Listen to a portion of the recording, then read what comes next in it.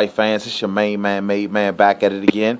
And y'all know how we get down over here. We talking boxing. Now, I thought I'd just get on here real quick and make a quick video because I am fresh off watching the Danny Garcia Mauricio Herrera fight. And man, what a fight. What a surprising fight, I guess you might want to say, because we have possibly witnessed, ladies and gentlemen, the fight that just showed the exposure of Danny Garcia, because a lot of people are going to have Danny Garcia losing this fight. It was very, very surprising. I mean, Mauricio Herrera came in with a great game plan. Shout out to Mauricio Herrera and his whole entire corner, because, I mean, they came with a great game plan, and I thought it worked great. I mean, Danny Garcia was in the mixing bowl all night long. Well, I mean, if you start off at the first half of the fight, Mauricio Herrera came in more elusive than expected. It was seen at the beginning of the fight that Danny Garcia couldn't really land his left and right hooks as flush as he normally does on a lot of his opponents. And everyone knows those are the signature punches of Danny Garcia. But Mauricio Herrera, I mean, he came out so elusive in the first half of the fight that he was avoiding a lot of Danny's punches and at the same time walking Danny down. I mean, and working behind the jab and the overhand right hand, which was landing very flush on Danny. I mean, it was very surprising. So to see Danny Garcia, I mean, him to come out with that game plan against Danny Garcia, it was very surprising. I mean, I can't. That's the number one word I'm using, because I knew I figured that Herrera was standing in front of Danny Garcia, but I did not know that he would be that hard for Danny to actually hit flush. You know, but it seems as if Danny could not come up with an answer. Now Danny started to back up majority of the fight, and working off the back foot just wasn't working for Danny Garcia as much in the first half of the fight. But then if you go to the second half of the fight, at least from I say round 5 all the way towards the end of the fight, Herrera turned it into a dog fight.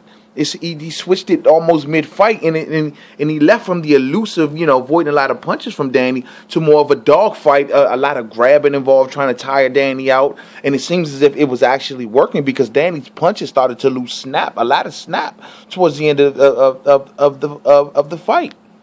I mean, this has definitely possibly been the exposure of Danny Garcia, but once again, I mean, the second half of the fight, Herrera made it such a dog fight, and it has slowed Danny down dramatically, and also continuously working behind the jab, and the overhand right, jab into the stomach, landing very flush, and it was all productive punching. I mean, Danny started to counterpunch more better towards the second half of the fight. I will give him that. Possibly, I will have to go back and look at this fight also, but Danny started to counterpunch very well towards the end of the fight, but I don't know if it was enough to actually, I don't know.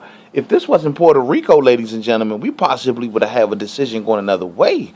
I mean, I don't know, man. This is going to be a hard win to sell for Danny Garcia in the future, And Danny's power just didn't look like it really hurt Herrera a lot. Maybe in one time, I think that was like in round 8.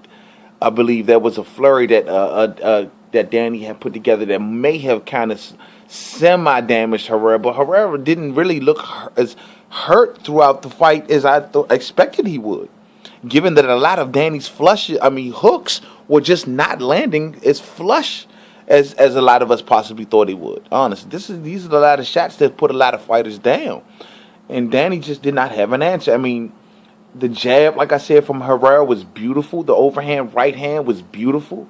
But this fight went down in Puerto Rico. I mean, me personally, I had Herrera winning this fight by 1 round. This is just my first impulse of watching this fight, but when I was scoring this thing round by round, I gave it to Herrera by 1 round. He won that 12th round. I thought he won that last round. And I don't know. Possibly it's going to be a lot of rumblings about this. But Danny, the blueprint has possibly been laid at the exposure of Danny Garcia, ladies and gentlemen. And, a lot of talk is talking about Danny Garcia going up to the 147 division. I mean, Danny's power did not look like a sure thing tonight, ladies and gentlemen. I mean, like I said before, but then again, Herrera literally had him in the mixing bowl. It seems as if Danny just did not look comfortable the entire night. He was out of his rhythm. He was out of his zone. I mean, like I said, a lot of his punches had no snap. He looked like he was doubting himself in a lot of the rounds. I mean, it was a very, very competitive fight. I mean, the judges scoring this fight 116 to 112 is, man. I mean, that's a fucked up decision.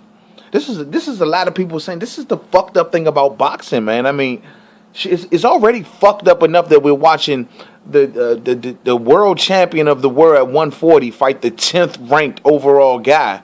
That's already a fucked up thing. And then we got to see this shit. We got to see judges rob. I mean, 112 to 116. Even if you had Danny winning, it's no motherfucking way he's winning by 112 to 116. No way possible. No fucking way possible. So, I mean, I'm going to go back and watch this fight, ladies and gentlemen. But like I said, my initial impulse and my initial judgment of this fight, I had Mauricio Herrera winning this fight by 1 round. I thought Danny, like I said, the counter-punching started to look good towards the end of the fight, but it just still didn't account for the dog fight that Herrera put on Danny towards the second half of that fight. And it started to wear him down, and Danny could not land flushly, backing up the entire fight. I don't know, ladies and gentlemen. This seems like an Al Heyman cookbook. This is some bullshit. If this fight would have went down in Vegas or possibly, New York or Dallas or Texas, will this fight have possibly went another way? Shit. So the next video, it's your main man, Made Man. I got to watch this again, man. This is crazy.